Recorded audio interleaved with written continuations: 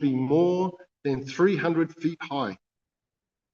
Mayapur's monsoon floods and sandy soil would create unique difficulties, he said, and the building would have to be built on a special foundation, a sort of floating raft. A civil engineer later confirmed this. So it's a fact it was a major, the foundations for the Mayapur temple is just like a massive slab of concrete. So the whole thing's just sitting there on that, basically. The first building, Prabhupada said, should be a large guest house, 4 stories high, and his design, although not strictly conforming to any one school of architecture, resembled most of the Rajasthan. He wanted a pink and rust-coloured building with many arches and a wide marble veranda on each floor, except the ground floor. The building should run east-west so that the sun would pass lengthwise over it and not shine directly into the building's broad front. Southerly breezes would cool the guest house in summer. The building should be equipped with electric fans and lights, modern toilets and showers, and the rooms should be furnished, spacious, and well ventilated. This guest house should be built as soon as possible, Prabhupada said. Then other buildings would follow. He wanted residential buildings for 500 devotees, a large prasadam hall seating several thousand, a kitchen complex, and a goshala. In the time, ISKCON would acquire adjoining land and develop parks with flower gardens, trees, and shrub foundations, walkways, and arbors. The main building, the colossal Mayapur Chandradoya Mandir, was to be no less than 300 feet high and costing perhaps tens of millions of dollars. Prabhupada's description astounded the architects as well as the devotees. It sounded grander than the United States Capitol or St. Peter's Cathedral. The temple's central dome would house a 3-dimensional model of the universe. The design, however, would be based on the Vedic description and would depict not only the material universe, but also the spiritual universe. Entering the main hall, a person would look up and see the planets, situated just as Srimad Bhagavatam describes. Beginning with the hellish planets, then the middle planets wherein the earth is situated, then the heavenly planets of the demigods, and then Brahmaloka, the highest planet in the material world. Above Brahmaloka, the observer would see above Lord Shiva, and above the spiritual sky, or Brahmajyoti. Within the spiritual effulgence of the Brahmajyoti would be the self-illuminating Vaikuntha planets, inhabited by the eternally liberated souls. And highest of all would be the supreme planet of Krishnaloka, where Krishna in his original eternal form enjoys his pastimes with his confidential devotees.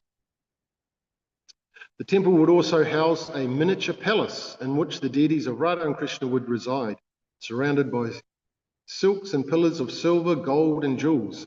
The Mayapur Chandradoya Mandir and the Mayapur city would be ISKCON's world headquarters. And why such a fabulous architectural wonder as this in such an obscure part of the world? The answer, Prabhupada explained that Mayapur was actually not obscure. It seemed so only from the mundane perspective. To mundane vision, that which was central seemed remote. The soul and the next life seemed remote, while the body and the immediate sense gratification seemed central. By establishing the temple of human understanding, by establishing the temple of human understanding in Mayapur, Srila Prabhupada would be directing the materialistic world's attention back to the true center. I'll leave it there, right? Srila Prabhupada ki. Thank you. Om Namo Bhagavate Vasudevaya. Om Namo Bhagavate Vasudevaya. Om Namo Bhagavate Vasudevaya. Ranam Maskrityanam Chaiva Narotam Devan Saratam Vyasam Totayam Mudirayat Nastaprayashu Bhadreshu Nityam Bhagavate Sevaya Bhagavate Uttama Sloke Bhakti Bhavati Naishtiki. So continuing reading from Srimad Bhagavatam, 5th Canto, Chapter 18, text number 3.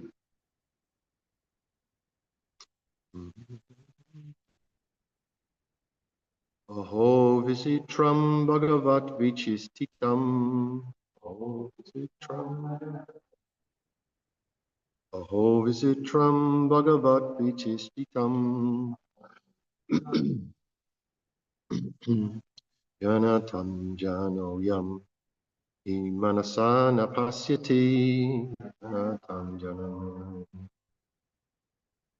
Janatam jananantam janoyam sanna pasyati.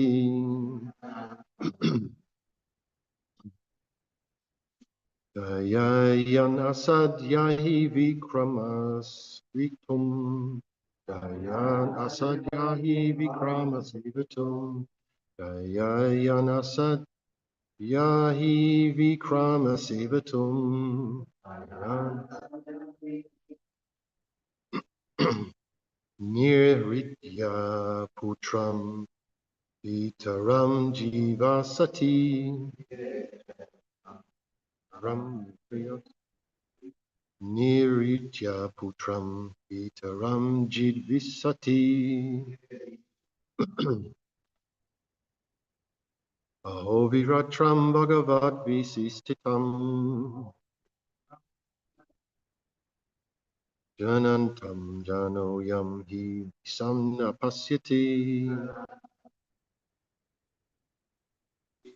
Yan asadyahi vikramasi vitum.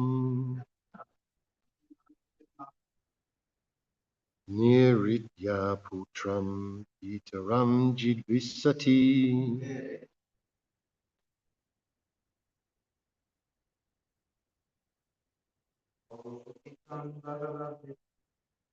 Aho visitram bhagavat visisitam.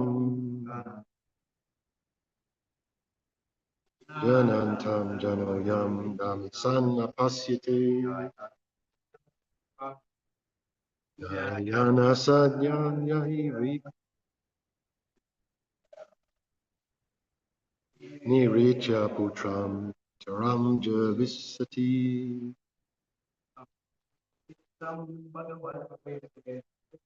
Aho visatram bhagavat vasisitam. Yanantam janiyoyam sannapasyati. Yanasadvihi vikramasi vitam.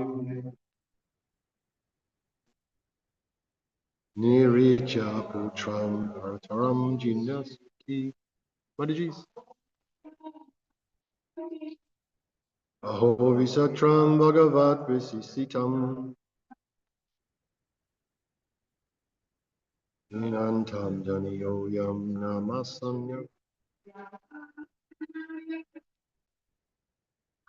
Yana sadyahi vikramasi vitum.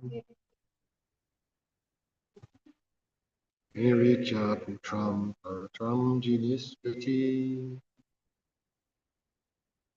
Aho, alas, visitram, wonderful, bhagavat visistitam, the pastimes of the Lord. Janatam, death, jana, a person, ayam, this, he, certainly, misan, although seeing, napasyati, does not see, dayan, thinking about, asat, material happiness, yahi, because, vikrama, forbidden activities, sevitum, to enjoy, niritya, burning, putram, sons, pitaram, the father, jidvasati, desires a long life. Translation and purport by His Divine Grace, Srila Prabhupada Ki Jai. Alas, how wonderful it is that the foolish materialist does not heed the great danger of impending death. He knows that death will surely come, yet he is nevertheless callous and neglectful. If his father dies, he wants to enjoy his father's property, and if his son dies, he wants to enjoy his son's possessions as well. In either case, he is heedlessly trying to enjoy material happiness with the acquired money. Purport. Material happiness means to have good facilities for eating, sleeping, sexual intercourse, and defense. Within this world, the materialistic person lives only for these four principles of sense gratification, not caring for the impending danger of death. After his father's death, a son tries to inherit his money and use it for sense gratification. Similarly, one whose son dies tries to enjoy the possessions of his son. Sometimes the father of a dead son even enjoys the son's widow. Materialistic persons behave in this way. Thus, Sukadeva Goswami says, how wonderful are these pastimes of material happiness transacted by the will of the Supreme Personality of Godhead. In other words, materialistic persons want to commit all kinds of sinful activities, but without the sanction of the Supreme Personality of Godhead, no one can do anything. Why does the Supreme Personality of Godhead permit sinful activities? The Supreme Lord does not want any living entity, the Supreme Lord does not want any living being to act sinfully, and he begs him through his good conscience to refrain from sin. But when someone insists upon acting sinfully, the Supreme Lord gives him the sanction to act at his own risk. Matash mitiganam apohanam cha. That's 15:15. No one can do anything without the sanction of the Lord, but he is so kind that when the conditioned soul persists in doing something, the Lord permits the individual soul to act at his own risk. According to Srila Vishwanath Chakravarti Thakur, sons always outlive their fathers in other planetary systems and other lands in this universe, especially in Swagaloka. However, on this planet Earth, a son often dies before his father, and a materialistic father is pleased to enjoy the possessions of his son. Neither the father nor the son can see the reality that both of them are awaiting death. When death comes, however, all their plans for material enjoyment are finished. Translation again. Alas, how wonderful it is that the foolish materialist does not heed the great danger of impending death. He knows that death will surely come, yet he is nevertheless callous and neglectful. If his father dies, he wants to enjoy his father's property, and if the son dies, he wants to enjoy his son's possessions as well. In either case, he heedlessly tries to enjoy material happiness with the acquired money. Om Jnana-timirandasya Janandana Salakaya Chakshu Ummilitam Jena Tasmai Shri Gurave Namaha. I was born in the darkness of ignorance, but by the mercy of my spiritual master, he is kindly forcing open my eyes with the torchlight of transcendental knowledge. I offer my respectful obeisance to him. Nama Om Vishnu Pada Krishna Staparalation.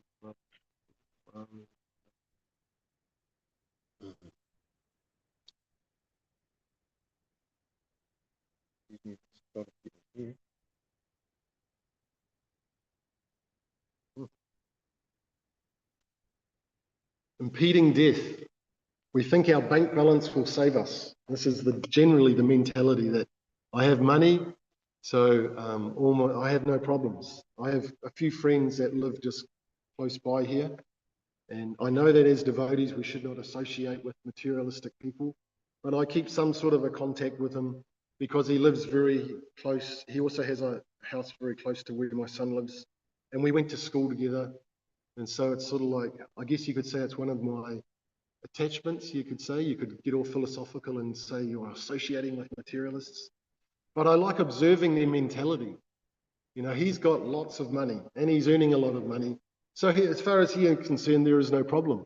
He does not see the impending death approaching. He doesn't, it's like, as long as I've got money in the bank, everything is okay. I have no problems. I can buy this, I can buy that. I have my medical insurance, everything's as good as could possibly be. He doesn't realize that if one is simply prays to the Lord, if one simply prays to the Lord and it turns to the Lord, then this is all that's required to secure your future. Because while we're in a materialistic mentality, our future is so uncertain. You know, every day we are creating karmic activities, and it's very uncertain where we're going to go in our next life. We understand that whatever state of being one remembers at the time of death, you know, that state he's going to attain without fail. So, such a precarious thing as compared to a drop of water on the lotus leaf. At any moment it's going to go off. You know, we cannot even be certain that we are going to see through to the end of the day. You know, we could have a heart attack, or any death is certain. But this money is not the solution. But unfortunately, in the society that we have, it is so driven by this materialistic mentality of eating, sleeping, mating, and defending. That's all they know, you know, where they cannot see. So it's like it is an animal mentality, because it is the human form where we are able to approach the scriptures. And then within the Bhagavad Gita we hear, you know, never was there a time that we did not exist, nor in the future shall any of us cease to be. So straight away there we've got to think, well, hang on, you know, if I've always existed and I'm going to continue to exist, what is going to happen after death? You know, this is the intelligence coming in. But if you're still on the materialistic platform or the animalistic mentality, you can't go beyond that and then start inquiring, because you're just simply thinking of filling up my belly, having some sex, you know, sleeping nicely, you know, defending, you know, keeping my enemies away, protecting my bank balance. And in this way, it's just a materialistic life. So it's very, very unfortunate. There's one in the Brahma Samhita, Bhakti Siddhanta Maharaj addresses this right at the beginning in the foreword to Brahma Samhita. He says, the materialistic demeanor cannot possibly stretch to the transcendental autocrat who is ever inviting the fallen souls to associate with him. So, you know, while we're materialistic, and the Lord is inviting us to associate with him through devotion or the eternal serving mood. So the Lord is constantly inviting us. You know, he's given Bhagavad Gita, he's given us everything, especially for us here. We can see that we are immersed fully in the Lord's mercy. It's actually the Lord's mercy that we are here. And I was thinking, if we could see what we've gone through to get here, to be able to be sitting here today, hearing Srimad Bhagavatam, you know, it's just immense good fortune or mercy that is coming down. You know, we've somehow or other, we've attained the human birth, which we understand is such a rare thing. And somehow or other, we have come in association with the devotees and Srila Prabhupada's books. And somehow or other, we've entered this new Varshan, and we've come here, and we've come before Sri Sri Radha Giridhari, you know, the lifter of Govardhan. You know, and if we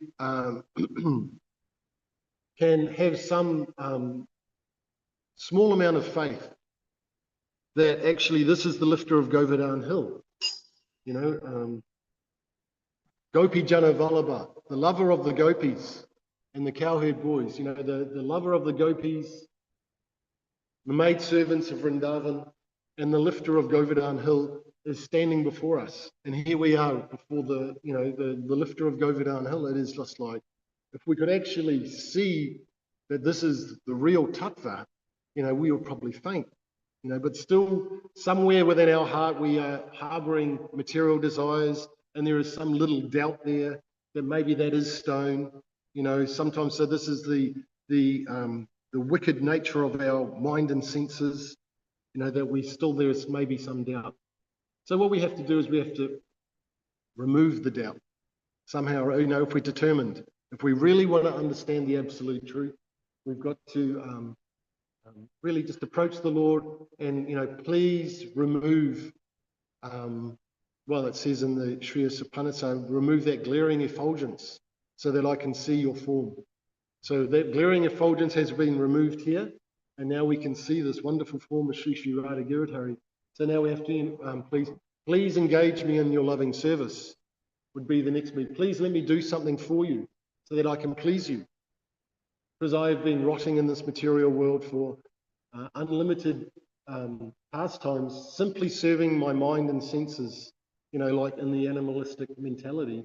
So please, dear Lord, allow me to do something for you so that I can please you and please your devotees, so that there is hope for me that at the end of this life, I may be able to, get liberation. Initially, we are desiring liberation, but for us as Vaishnavas, we are simply desiring to eternally remember the Lord. This manmana, eternally we want to be able to remember the Lord and engage in His service.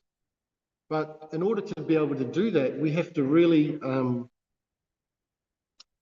tattva darshan. We have to be able to see the greatness of the Supreme Personality of Godhead. Otherwise, we will think it is, we don't really appreciate how wonderful it is.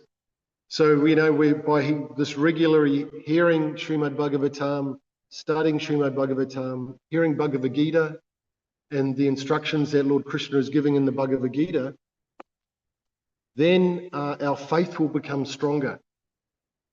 And with that strong faith and that conviction, and by performing devotional service, the Lord will start to recognize us and He will become pleased. And then, because we understand the Lord is within our heart, so much can be revealed within our heart of the real truth. And even the Lord, we could say the Lord starts talking to us or guiding us, encouraging us. And in this way, we can see the impeding death. We are constantly aware that death is approaching. And then we also become aware of the great opulences of the Lord. Like we've just been hearing the description of Jambudweep and, the universe. And we hear that there is a mountain of gold, so there is so much opulence even with this material world. But the problem is this this time factor. The time factor is we have to leave everything behind at this time of death. So why, when we use our intelligence, why accumulate so many material assets when we have to leave it all behind? Now we hear here in this purport that even the father will enjoy the possessions of the son if he dies early. Here's again, if you're in that enjoying mentality, whatever money we can secure, we will secure.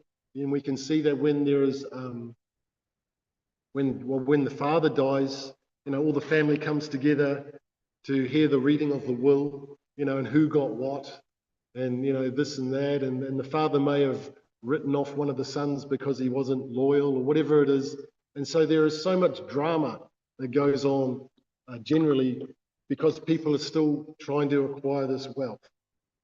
So we have to understand through reading Bhagavatam, hearing Bhagavad Gita, that this wealth is like a set of gold chains. We are bound, and we don't want to be bound by these gold chains to this material world. You can't, or you can imagine if I was chained to a tree, you're bound, or you're chained due to your attachments. So we've got to cut those attachments. Otherwise, when death comes, we'll still have these desires, unfulfilled desires, and we are hearing here that the Lord will fulfill all of our desires, even if sinful. The Lord will fulfill our desires. So we have to be very careful what our desires are. So the best thing is to hear about the pastimes of the Lord and how sweet these pastimes are. Like the dancing of the gopis, and hearing the sweet flute on the full moon night, and how the gopis are so attractive. The forms of the gopis, their dress, just everything about them, the way they move. And then we hear about Radharani and her sidelong glances. So we should become enamored by those pastimes, absorb ourselves in those pastimes, and become a little bit stunned at how wonderful those pastimes are because of the unlimited beauty and opulences of Krishna. And in this way, become attracted to that, the reality of that, instead of becoming attracted to material wealth which is something we have to leave behind. So really, it's just a matter of us applying our intelligence, associating with like-minded people, and in that way, through that association, we become stronger, we become more firm in our conviction that actually, yes, this is the ticket that I want. I want my passport stamped for Goloka Vrindavan. We want that stamp, we want the approval from the government and obviously the Supreme Controller. So it is the Lord that has the ability to give us that visa that will allow us to enter into his pastimes eternally. So it's really just having that deep understanding and conviction. It can be quite simple for the simple. It can be very difficult for those that want to, hang on and accumulate so many things. And also in regards to this, for the grihastas, there's that whole balance. When you need money to maintain, you've got to set up your children and your wife so that they are taken care of. So again, it's getting that balance. We shouldn't be fearful of going out and earning an income. I did that for many, many years. I was fortunate that I was raised, I got introduced as a brahmachari, so I got a taste of brahmachari life and, just so much service. But then, the attraction for the opposite sex is there. So we have to acknowledge that. So we enter the Grihasta ashram and we have to go out and work so hard. But while we're doing all that, we should still be, calling out to the Lord for assistance. Please, dear Lord, may I never forget you. May I become successful so that I am comfortable in this material world so that I can give some time for your service. We shouldn't be shy to ask the Lord for assistance. It's not that it's a bad thing to ask for material assistance like that. Help me become comfortable so that I can devote more time for service. So if we are sincere in that way, the Lord will reciprocate this. The Lord, we cannot think that we are going to be able to cheat with the Lord. The Lord knows exactly what is in with our heart. He knows what our intentions are. So if we are sincere and we approach, we shouldn't be shy. We should be able to stand in front of the deity and ask for assistance. The Lord is standing right there. So don't feel shy to ask for assistance. He is the cause of all causes, and he is able to assist. So in this way, we'll go through life, but we'll be aware of impeding death that is rapidly approaching at any moment. We can see, so many devotees have left their bodies untimely, early, and we should also be aware that, this is also a possibility for ourselves. So every day we seriously, chant our japa, follow the regulative principles, and joyfully remember the pastimes of the Lord within our heart. It shouldn't be a morose thing. It should be a very joyful thing.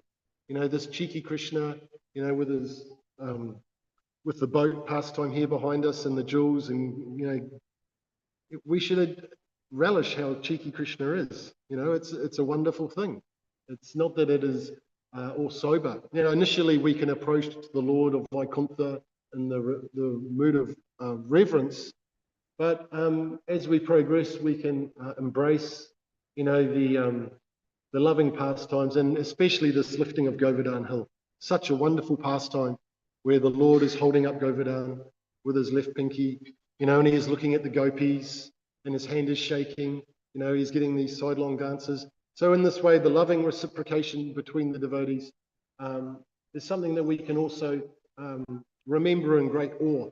It's so wonderful that we've heard these pastimes, that this actually exists, that the Lord's planet is like a massive lotus, hearing all these wonderful things, and we become overwhelmed with, how wonderful the Lord really is, that his supreme planet is like a lotus, it's inconceivable.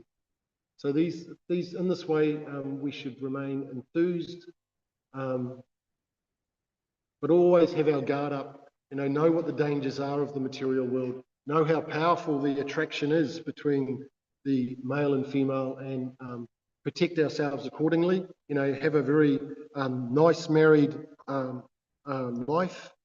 The wife can protect us from the greatest dangers. And in this way, we offer respect to our wife, we serve our wife, because she is protecting us. You know, it's not that she is a burden. You know, she is actually a blessing.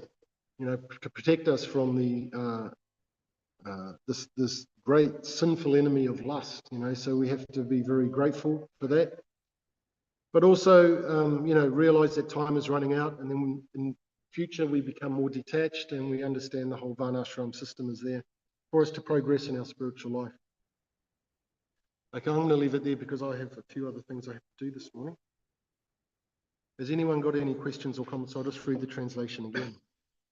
Alas, how wonderful it is that the foolish materialist does not heed the great danger of impending death. He knows that death will surely come, yet he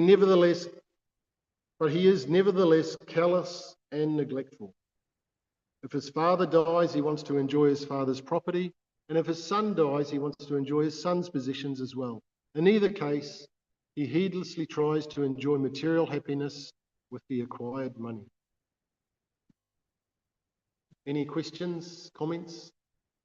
Very clear, we have to just be wary of Lakshmi Devi. She is there, but we have to know how to use her accordingly. Yeah, do it in a detached sort of mood. Everyone's looking very satisfied. Very good. Okay, let's leave it there. Huh? Grantaraj Srimad Bhagavatam ki. Srila Prabhupada ki jai. Gaura Premanand.